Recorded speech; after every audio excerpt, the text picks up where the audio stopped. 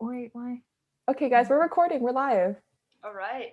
Good afternoon, everybody. My name is Alondra Yoa, and today we're going to be talking about UC personal statements. So welcome to our third workshop for CCMP. Natalie, do you want to introduce yourself? Hello, my name is Natalie. I am the communications director, and I will also be presenting today with Alondra. All right. So let's get started.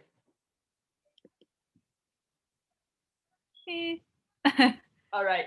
So for those of you who are not familiar, UC applications are different to CSU applications in a way that UC have personal insight questions that you have to complete. So there are going to be 8 questions, and from those 8, you get to choose 4 of them to answer. And we do want to make you understand that each of these questions has a word limit of 350 words. And please make note that all questions are equal, regardless of whichever you answer. It doesn't matter. One of them is not going to have preference over another. These questions are just to get these schools to know who you are as a person. So let's say you answer question number 1 instead of question number 4. That's not going to have any impact upon your admission to the UC. And there's also an additional comment section where you can talk about anything else that you would like to include as part of your application that you didn't have a chance to include in any other part of your application. And just to reiterate, some of the UC schools are UC Berkeley, Davis, Merced, Santa Cruz, Santa Barbara, Riverside, Irvine, LA, San Diego, and UC San Francisco is part of the UC system. However, that's only a grad school, so that doesn't really apply to us for today's workshop. But we can go to the next slide now. All right, so question number 1. Describe an example of your leadership experience in which you have positively influenced others, helped resolve disputes, or contributed to group efforts over time.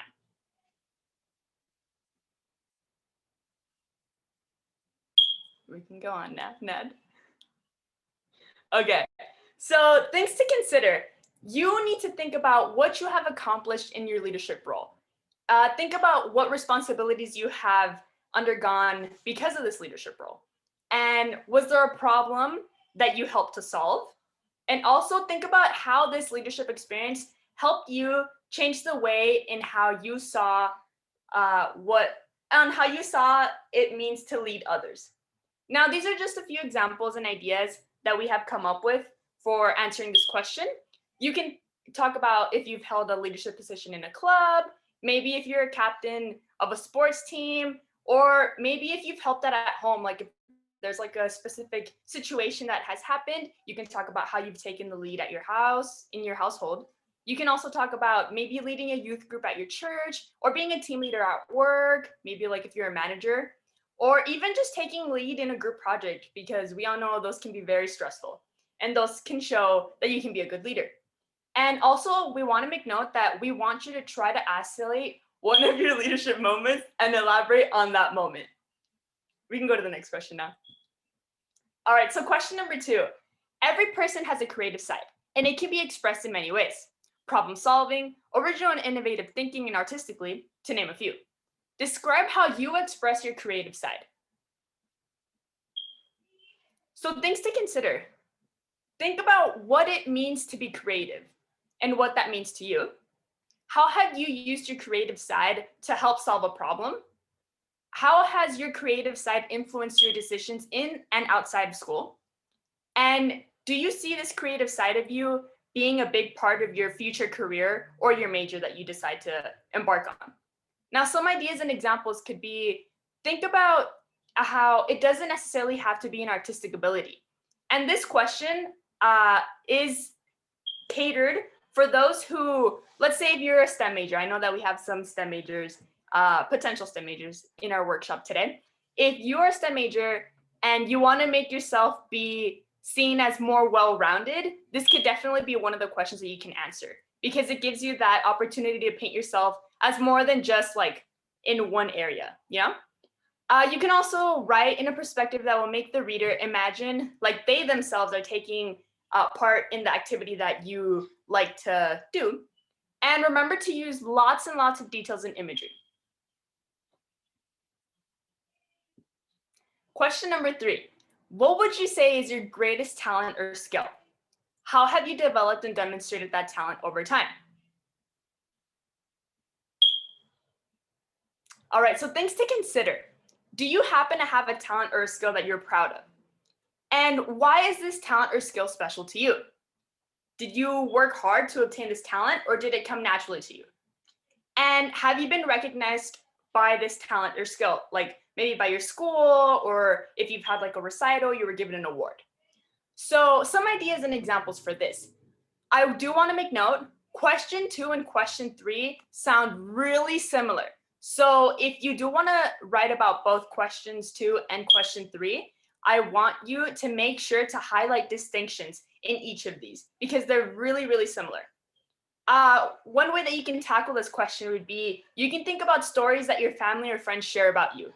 So for example, in my family, I tend to be kind of like, I like to bring comedy and stuff. Like I'm kind of like funny, I guess, like not trying to brag or anything, but I'm a little funny. And like at family gatherings, like my mom's always like, oh my gosh, Alondra is so funny, blah, blah, blah, you know? And that can kind of be like one of the things that I could talk about, like, oh, I try to lighten situations with humor and then just go on from there, you know? So get creative with these questions and your answers. Another way is, can you go back? Another is, can you zone in on an experience that makes your heart happy? So that in itself is going to be your talent and skill. So I know that Kyle really, really likes photography. And I'm assuming that it's something that like makes him really happy. That within itself is going to be Kyle's talent or skill. And lastly, just think about how you can develop this talent and skill in the future, and you can write about that. Now we can go to the next slide. All right, question number 4. Describe how you have taken advantage of a significant educational opportunity or worked to overcome an educational barrier that you have faced. So things to consider. Anything that has added to your educational development and experience. Think about what has better prepared you for a college education and how you have overcome educational barriers. Think about what characteristics you possess that have helped you overcome said barriers, and how did overcoming these challenges shape you into the person that you are today. So you can talk about if you're part of Magnet, maybe you're part of Avid, or if you've taken honors or AP classes. And I do want to make note that there are 2 parts to this question. You don't necessarily need to talk about both of them. You can talk about one or the other. So the first part of this question is how you have taken advantage of an educational opportunity. This can be anything from an internship, an after-school program, classes at a community college. And you can talk about that, or you can talk about how you work to get over an educational barrier. So let's say you have a disability, or you've had financial hardship, or even if you just come from a different background than your peers, you can talk about that. And now we can go to the next slide.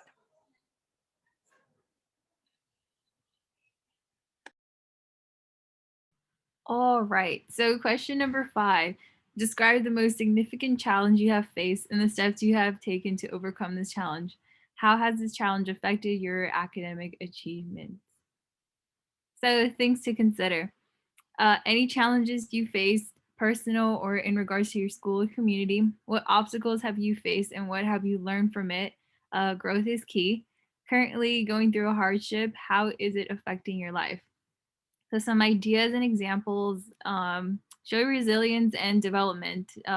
Be careful if you wrote about B in question 4 because they're very similar. Did you learn something about yourself while overcoming this challenge? And how did this hardship shape you into the person that you are today? Question number 6. Think about an academic subject that inspires you. Describe how you have furthered this interest inside and or outside of the classroom. Things to consider. Is there a subject that you find yourself lost in? Talk about your love for this subject, discuss any outside activities that may relate to the subject, and how has this passion for this subject influence your decision when picking a major or future career? So some things to consider probably when writing this. For example, Alondra's pretty into politics. So if she were writing about this particular area, she'd talk about how um, her interest in government history has influenced her to make a change for a better world. So that'd be like something of an area that you can discuss. Some ideas and examples is to think about how this subject has influenced how you spend your free time, how, I'm sorry, built a connection between your love for the subject and your personal life, and trace a hobby of yours back to a school subject. Question number 7. What have you done to make your school or community a better place? Things to consider. Community does not necessarily mean your neighborhood. It could encompass a group, team, or even your family. Was there a problem in your community that you helped solve? Why did you decide to help solve the problem? Did you work by yourself or collaborate with a team? Some things to consider. If you are talking about community service, make sure to talk about you and your motivations first, then go on to talk about your community. Write about something meaningful to you, not something that you think will sound impressive. The perfect recipe is to describe what you did, talk about your experience and what you learned, how you will continue to serve in this way. um, in this area, you in this question, you can definitely talk about your extracurriculars that you were involved in and why you decided to be involved in and how it has helped you into um, being more of involved in your community. I know that some of us were involved in clubs back in high school and definitely talked about the community service that they did and how that helped better the community. Question number 8. Beyond what has already been shared in your application, what do you believe makes you stand out as a strong candidate for admissions to the UC? So question 8 is a pretty open-ended question. If the questions or the prompts from 1 to 7 just um, aren't it, you can definitely use number 8 to talk about anything that you wish to that you think doesn't you know, I guess the other questions don't address. The things to consider. If you didn't get a chance to talk about something in previous spaces, now's your chance. It could be a skill, talent, challenge, or opportunity. Why do you think you'll be a good fit for the UC? And here is where you can brag about yourself. This is up to you. Just make sure that you use a lot of details and description. Could be about anything. Just make sure it is something that will give the admissions team a better insight about you. So, general tips. Tip number 1, don't procrastinate. The personal insight questions to be those that were edited multiple times. Use your mentor's office hours for this. I sent an email recently on the times available that the mentors have. So please utilize that sheet to see the times that you can meet up with any mentor to help you with this application. Tip number 2, sell yourself. Why should these specific schools admit you? Use specific examples. And tip number 3, don't repeat the question back as an intro to answering the question. Just right. And so here are some examples of some of our past personal insight questions. And this one is question number 7, which Alondra will go ahead and talk more about it. All right, everyone. So this is my question number 7. And I will talk to you a little bit about the highlights of it because I don't want to read the whole thing. So one of the things that you want to talk about is give examples. So at the beginning, you don't have to reiterate the question, like you don't have to copy it back. Just write, like we mentioned. So I started off by just giving like a super small intro, like, oh, I like helping out people because it makes me happy to see a smile on people's face, right? And then I went on to give a few examples, just tiny ones. So this can be anything from like opening the door to an older lady, helping my little cousins with their homework, or even just like being there for somebody when they're feeling down, right? And then I went on to give a specific example. So I was in Key Club, and then I wrote about my experience there with Key Club, how I volunteered at places like Harbor Interfaith Services. And then I talked about what I did there. I talked about Volunteers of America, preschools that I had been a part of, and what I did there. And then I went on to give a concrete example. So for the concrete example, I talked about how when I used to volunteer at a nursing home, sorry, I used to help out with this like man who was elderly and he was terminal, and how we used to play games and stuff, and just be there for him and talk to him. And there was this one occasion that we were talking with him, and he told me, he was like, "Oh, I'm just really happy that you're here because I don't get visited by my family." And it just like that just reiterated the fact that I love helping out others, and how it made me feel good to be of service for others. And just not even that, just the fact that I was there to keep him company, because I bet like it must suck to be like alone, you know? And it's just that like story that made me realize that like helping out my community is something that I feel like I'm made to do. Like that's why I was put on earth. Like that's what I'm gonna make a career out of. And yeah, and then I went on to talk about how um, volunteering has helped me develop myself in a personal way, but then I went on to talk about how it has helped me develop professionally. So in Key Club, I held the vice president position. And as vice president, I had to communicate with others, like to seek ways in how we can help the community. I had to give speeches. I had to be a good role model for the younger kids. So this helped me in my development as a professional, and it helped me be like responsible and respectful and more outgoing.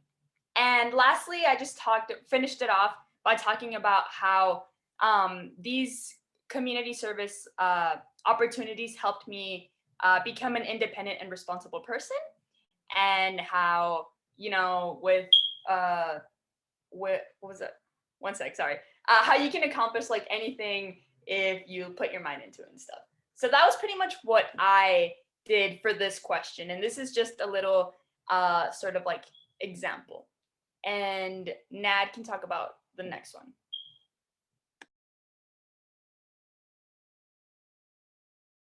Excuse the technical difficulties. Uh, yeah, so I answered question number 2. Well, one of the questions that I answered was question number 2. And every person has a creative side. It can be expressed in many ways: problem solving, original and innovative thinking, and artistically, to name a few. Describe how you express your creative side. So for my prompt, or my answer, I went straight into it. I talked about how I enjoy dancing and how I pretty much found myself with dancing, and how that for me was a way of expressing myself and expressing my creativity. I then went on to talk about how um, at my job, at the Y, that I used what I have learned in my creative side, if you will, in my where or in dance, and I applied them to different areas, and how it became a like innovative thinking ish, if you say. So I go on to talk about how these skills I utilized in different areas. From gymnastics to teaching in my toddler classes and to teaching in my science classes, how I was able to apply the skills that I learned in dancing, and how I expressed them into my other classes and stuff like that. So yeah, I think that's about it for me on this question, for question number 2.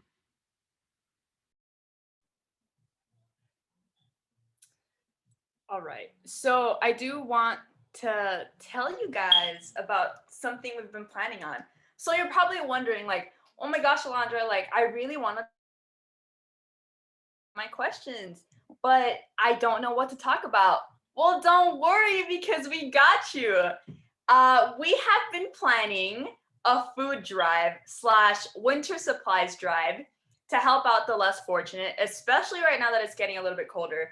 And anyone, not anyone, but like everyone wants food, So we are actually going to be partnering up with Hope, which is this like Harbor City community service organization, and we're going to be collecting food supplies. So this could be anything that can like help us make sandwiches.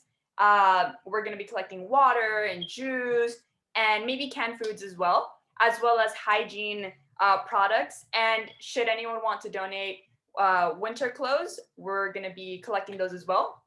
We're going to be making care packages, and we're even going to write like cute little messages on the bags like, have a good day, we're here for you, and then we're going to be distributing them to the community in Harbor City as well as the community in Long Beach. So we are still finalizing how it is that we're going to go across collecting the items, like what locations. So yeah, we are going to be working on that, like just finalizing those details up, but keep that in mind. So if you would like to help out your community and you want to talk about question number 7, that is a great opportunity to talk about. So we will get back to you on the details about that. And yeah, we're really excited for that little event. So yeah, we would just like to thank you guys for having joined us today. I know it's a Sunday and it's 1 o'clock. You're probably hungry. We were talking about lunch before it started. So yeah, if you guys have any questions or comments, we are open to them.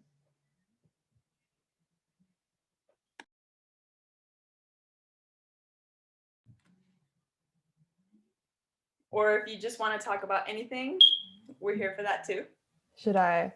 The question is, do I stop the recording? Do I not stop the recording? What does Ruth do? I don't know. Does Ruth record the questions? What happened? Does Ruth record the questions or? I think once the conversation gets off topic, that's when it's like, oh, like we know when to cut off. Okay, I think you should cut it off then. Okay.